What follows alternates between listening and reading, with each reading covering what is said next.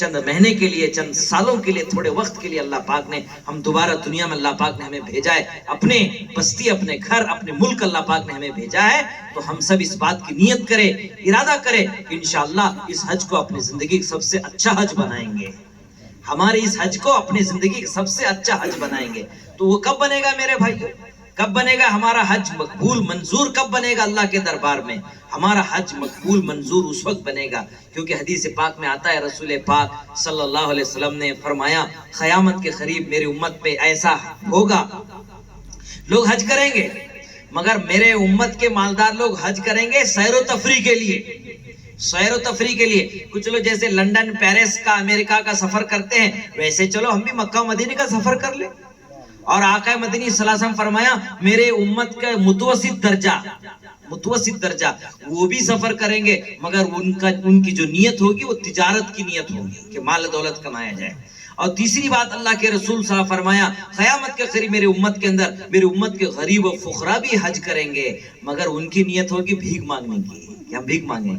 اور آقا مدنی صلی اللہ علیہ وسلم چوتھی بات فرمایا میرے امت کے علماء، میرے امت کے قراء یہ بھی حج کریں گے مگر ان کی نیت نام و نمود اور شہرت کی ہوگی کہ میرے نام کے ساتھ حاجی کا نام لگ جائے، میرے نام کے ساتھ حاجی کا نام لگ جائے۔ اللہ اکبر۔ اپنے اکابر علماء میں سے بات لکھی ہے، پہلے بمبئی ایئرپورٹ سے، بمبئی بندرگاہ سے، دریا سے ہی سفر ہوتا تھا، کئی دن وہاں پر بمبئی میں رکنا پڑتا تھا۔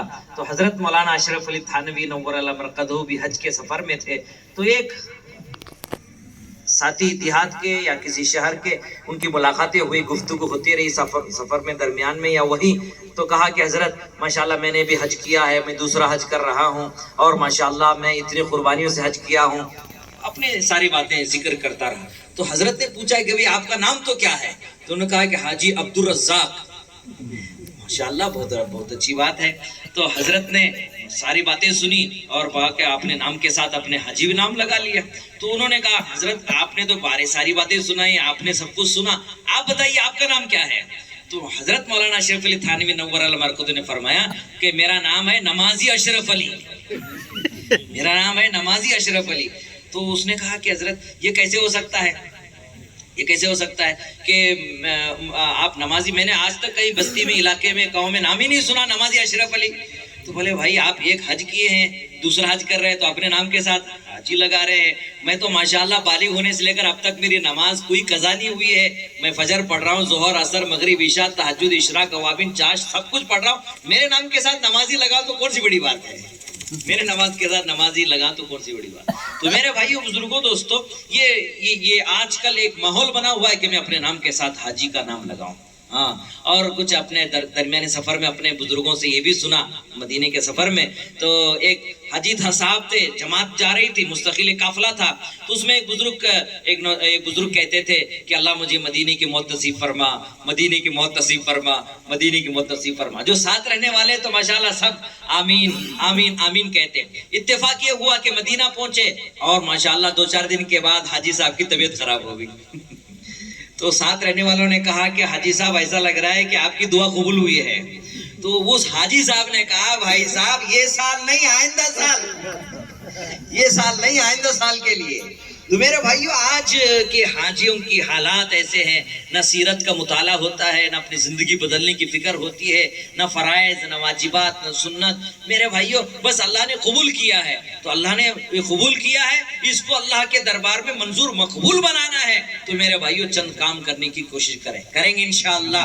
سب سے پہلے نیت اس بات کی کریں کہ اپنے اکابر علماء سے ہم نے سنا ہے، جیسے ہم مدینے کی حاضری کے ہم نے سنا، ہمیشہ باوضو رہیں، قرآن کی تلاوت کریں اور ماشاءاللہ روزانہ قرآن کی تلاوت کریں، اور میرے بھائیو استغفار کا اہتمام کریں، درود پاک کا اہتمام کریں، خود بھی گناہ سے بچیں، دوسروں کو گناہ سے بچائیں، اور خود بھی نیکی کا عمل کریں، دوسروں کو نیکی کی دعوت دیں۔ یہ کام ہم نے مدینے کے اندر کیا ہے تو میرے بھائی واپس مدینے سے آنے والا، مکہ سے آنے والا یہ حاجی بھی اس بات کی نیت کرے کہ انشاءاللہ ہمیشہ باوضو رہیں گے انشاءاللہ۔ اور میرے بھائیو روزانہ قرآن پاک کی تلاوت کریں گے، جہاں قرآن پاک اترا تھا اس برکتیں، رحمتیں، ہدایتیں سمیٹ کر ہم اپنے دامن میں لے کر آئے ہیں، اس کو بچانا ہے، اس کو بچانا ہے، اللہ سے ہم ہمیشہ باتیں کرنا ہے، اس کا قرب، اس کی خوشنودی حاصل کرنا چاہتے ہیں۔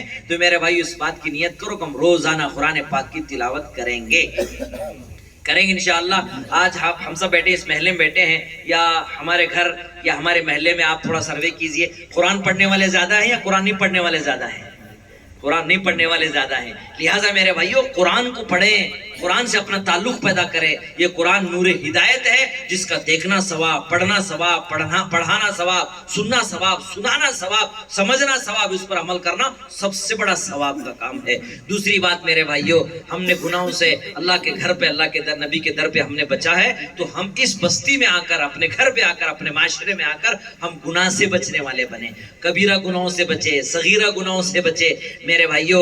اسی لیے بزرگان دین نے لکھا ہے، چھوٹا سا گناہ جو ہم نے گناہ کو گناہ نہیں سمجھا، چھوٹا گناہ بھی جہنم میں لے جانے کا سبب اور بہانہ بن سکتا ہے، اور چھوٹی سی چھوٹی نیکی بھی جنت میں لے جانے کا ذریعہ اور بہانہ بن سکتا ہے، چھوٹی نیکی۔ اس لیے ہمارے بہت سے ماں بہنیں یہاں حاجرنی ماں یہاں بیٹھے ہوئے ہیں، ان کے لیے میں ایک واقعہ سناتا ہوں تاکہ ان کے لیے نصیحت عبرت کا ذریعہ بن جائے۔ ہم نے عرفہ کے میدان میں دیکھا ماشاءاللہ، جبل رحمت کے قریب ایک نہر جاتی ہے، اس کے نشان آج بھی نظر آتے ہیں۔ وہ عراق سے ماشاءاللہ مکہ المکرمہ تک آئی۔ اس نہر کا نام ہے نہر زبیدہ، آج بھی اس کے نشانات باقی ہے ماشاءاللہ۔ نہر زبیدہ، جب زبیدہ خاتون جو ہارون رشید کی بیوی ہے، جو حج کو آئی تھی، جب انہوں نے حاجیوں کو پریشانی دیکھی، پانی کی بہت قلت ہے، تو اس نے نیت کی تھی کہ میں بغداد سے، یعنی عراق سے، میں مکہ المکرمہ کے لیے ایک نہر کھدواؤں گی ماشاءاللہ۔ اس زمانے میں انہوں نے ایک کدال مارنے پر ایک اشرفی دینے کا انہوں نے مزدوری طے کی تھی۔ بہرحال بہت بڑا کام کیا، حاجیوں کو پانی کے اس نے انتظام کیا، اتنا بڑا کام جو بغداد سے ماشاءاللہ انہوں نے مکہ تک نہر جاری فرمایا، آج بھی اس کا نام ہے نہر زبیدہ۔ مگر کتابوں میں لکھا ہے، اکابر علماء نے ان کا جب انتقال ہوا تو ان سے جب پوچھا گیا کہ تم کیا لے کر آئی ہو؟ میرا گمان تھا کہ میں نے اتنی بڑی نیکی کر کے چلی گئی ہوں دنیا سے کہ میں نے حاجیوں کے لیے پانی کا میں نے انتظام کیا ہے، اللہ کے دربار میں میں یہ پیش کروں گی۔ تو کیا لے کر آئی کہ اللہ، میں نے حاجیوں کے لیے اپنی زندگی میں نے اتنا بڑا عمل کر کے میں قربانی دے کر، پیسے خرچ کر کے ماشاءاللہ میں نے اتنا بڑا نیک کام کر کے آئی ہوں۔ تو اللہ پاک نے کہا کہ تم نے کیا کام کیا؟ کام تو مزدوروں نے کیا ہے، تم نے صرف حکم کیا ہے، مزدوروں نے تو کام کیا ہے، تم نے کیا کام کیا؟ تو زبیدہ خاتون کہتے ہیں کہ میری جہنم میرے سامنے نظر آنے لگی، اور میں سمجھی کہ میں اب پکڑی گئی اور میرے لیے کوئی بچنے کا کوئی راستہ نظر نہیں آ رہا ہے۔ مگر اللہ پاک کی رحمت متوجہ ہوئی، کہا کہ زبیدہ خاتون، تیری ایک نیکی میرے پاس موجود ہے، اس نیکی کے برکت سے آج ہم تمہاری مغفرت کر رہے ہیں۔ میں بہت تعجب کی کہ میری کون سی نیکی، اتنی بڑی نیکی میں نے کی مگر وہ قبول نہیں ہوئی۔ وہ کون سی نیکی ہے جس نیکی پر اللہ کی رحمت میرے طرف متوجہ ہو رہی ہے، جنت میں جانے کا سبب اور بہانہ بن رہی؟ کہا کہ اے زبیدہ، اس وقت یاد کرو جس وقت تم اپنے محل میں بیٹھی تھی، کھانا کے لیے دسترخوان بچا ہوا تھا، تم نے کھانے کے لیے لقمہ بھی اٹھایا تھا، مگر محل کی مسجد سے، میناروں سے اذان کی آواز آئی، اللہ اکبر اللہ اکبر اللہ اکبر اللہ اکبر۔ اللہ کی بڑائی، اذان کی عظمت اور اللہ کے نام کی عظمت کو تم نے ملحوظ رکھتے ہوئے اپنے اٹھائے نوالے کو تم نے منہ میں رکھنے کے بجائے نیچے رکھا، اور اللہ کے نام کی عظمت پر جو کھاتے ہوئے تھوڑا سا سر پہ دوپٹہ جو کھسکا ہوا تھا اس کو کھینچ لیا۔ اللہ کی محبت اور عظمت میں اور اذان کے احترام میں تم نے لقمہ نیچے رکھا، ہمیں یہ ادا اتنی پسند آ گئی، اسی کی برکت سے ہم نے تمہاری مغفرت کر دی۔ تو میرے بھائیوں اور معزز خواتین، کسی چھوٹی سی چھوٹی نیکی کو چھوٹی نہ سمجھو، چھوٹے سے گناہ کو چھوٹا نہ سمجھو میرے بھائیوں۔ اللہ نے ہمیں موقع دیا ہے، معلوم نہیں کب اللہ کا بلاوا آ جائے گا، اس لیے اس زندگی کو بڑی قیمتی زندگی سمجھو۔ اللہ نے وہ ساری رحمتیں، برکتیں، ہدایتیں، امن، سکون، چین، برکتیں سب دے کر اللہ پاک نے ہمیں لوٹایا ہے۔ اس کی حفاظت کرنا ہے اور اس کو باقی رکھنا ہے تو کیا کرنا ہے میرے بھائیوں؟ ہمیشہ استغفار کا اہتمام کرنا ہے، اللہ سے معافی مانگتے رہنا ہے۔ اللہ پاک نے قرآن پاک میں کہا، محمد صلی اللہ علیہ وسلم، آپ جب تک زندہ رہیں گے، آپ اپنی امت میں رہیں گے، اس وقت تک آپ کی امت پر کوئی عذاب یا کوئی آپ کی امت کو برباد اور نقصان نہیں پہنچائیں گے، جب تک آپ اپنی امت کے اندر آپ موجود ہیں۔ اور آگے اللہ پاک نے کہا کہ آپ دنیا سے رخصت ہو جائیں گے، آپ کی امت پر بھی کوئی عذاب، اکٹھے پوری امت آپ کی ختم نہیں ہوگی اس وقت تک جب تک کہ آپ کی امت استغفار کرتے رہے گی، استغفار کرتے رہے گی۔ ہم سب اس وقت نیت کریں انشاءاللہ ہمیشہ استغفار کا اہتمام کریں گے۔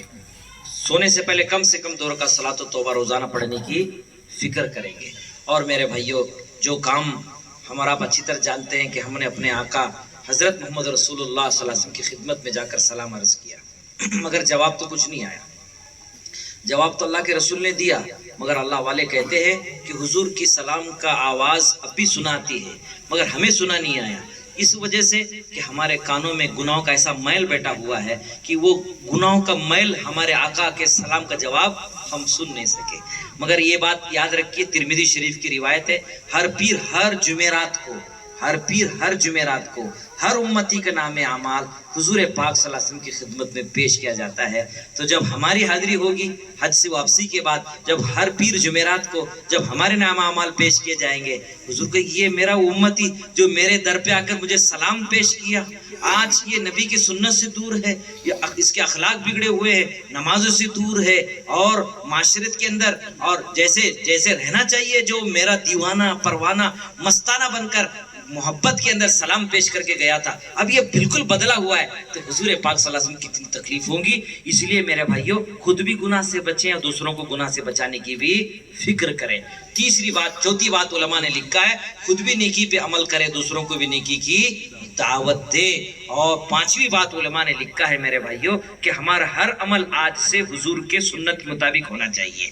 हमारा खाना, हमारा पीना, हमारा सोना पहनना ओढ़ना, हमारे गम खुशी, हमारे ज़िंदगी का हर लामे अमल इंशाअल्लाह जब हुजूर की सुन्नत के मुताबिक होंगे, अल्लाह की कुर्ब, अल्लाह की मोहब्बत नसीब होगी। फिर मेरे भाइयों, जो कैफियत, जो जज्बात हम तवाफ़ विदा के मौके पर बार बार काबा को देखते हुए, क्योंकि एक रूहानी वो वॉशिंग मशीन था जिसमें सब धुलकर पाक साफ होकर चले गए, मगर वो मैग्नेटिस है।